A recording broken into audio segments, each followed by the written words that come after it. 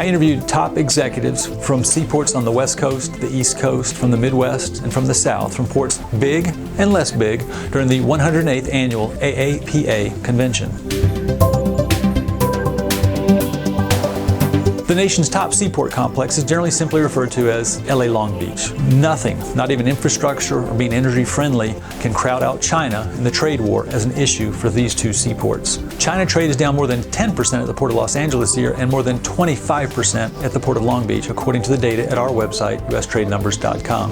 That matters because last year China accounted for 51% of the value of all Los Angeles trade and 48% for Long Beach. Well, first of all, we're ground zero for China trade. For the Port of Long Beach, 70% of our imports are from China. A year ago, I could say 40% of our exports were from China. Exports have been coming out. The Senior Director for Government Affairs at the Port of Los Angeles, David Libatique, summed it all up well during our interview. As he said, the port officials who made their plans and projections years ago for 2020 could not, he said, have imagined what 2020 would actually look like. China is also the top trade partner for one of the nation's leading East Coast seaports, the Port of Virginia. But because China accounts for only 17% of its total trade, the 5 to 6% decline has a little less sting. That is allowing Port Director John Reinhart to continue to focus on new technology to allow his ports to operate more efficiently for the trucking community and reduce turn time, while at the same time deepening and widening its shipping channel. The channel widening allows for the new, bigger ships that are traversing the Panama Canal. The end game is more TEUs, 20-foot equivalent units. That is the standard measure in the industry, even though most containers today, what you are accustomed to seeing on 18-wheelers on the highway, are at least twice as long. The two big seaports on the East Coast for China trade, Virginia and the Port of Savannah, are both widening and deepening and hope to better serve an ever wider swath of the U.S. midsection.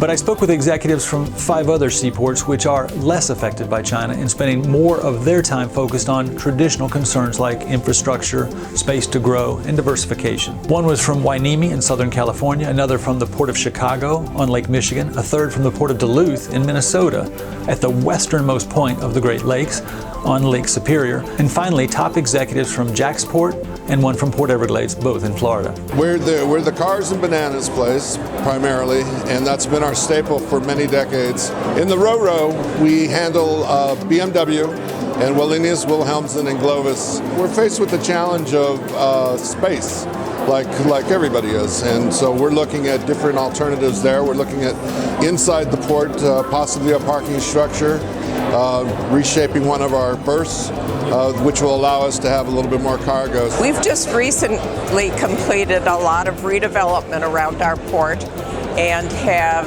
established an intermodal system. So we have 4 railroad companies coming into our port and many trucking companies. And now the ships have started to increase, and what we're looking for is being able to build the warehouse space so that we can improve our capacity and serve many more ships than we have in the past.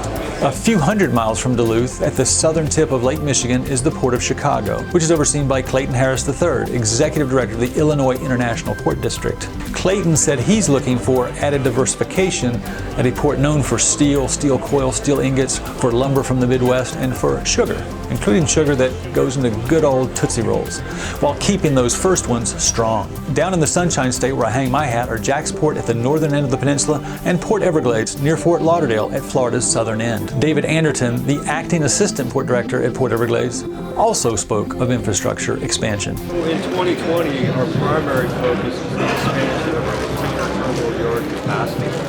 We currently have approximately over $500 million worth of construction going on to create 5 additional container berths in the Southwest Container Terminal Complex, along with crane rail infrastructure and super post-Panamax crane. Frederick Wong, the assistant port director at Jacksport, spoke of growth at the seaport that now leads the state in TEUs. It is one of 3 Florida seaports with more than 1 million TEUs, the other 2 being Port Everglades and Port Miami. As far as containerized cargo, we're expanding our properties and lands and doing improvement on our infrastructure and our seawall to have approximately 2,600 linear feet of deep water berth. So our target is most definitely Asia, but we're still cultivating our domestic containerized cargo as well. These interviews would not have been complete without speaking to Kurt Ladle, the retiring AAPA President and CEO who spent more than 3 decades at the organization and 24 at the helm. He summed it up well. Hopefully the U.S.-China trade issues will get resolved so there's more stability, more certainty in that, as well as some of the other trade agreements, whether it's with our European friends here in the hemisphere or the USMCA trade agreement. From inside the numbers and outside the Beltway, this is Ken Roberts, and this has been another episode of Trade Matters. Thanks for watching. If you like this video, feel free to add your comments below.